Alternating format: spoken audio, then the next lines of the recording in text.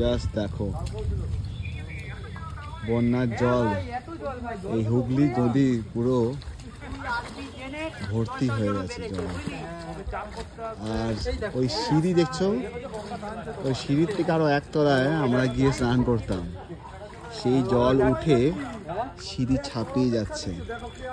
আর এটা এখন swimming pool টাইপের আমরা ইউজ করছি, দেখেছো?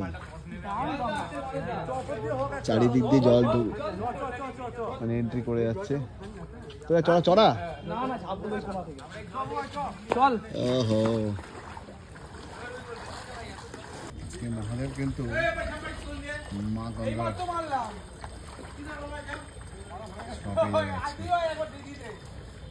তার মেয়ে নিজে এসে দেখো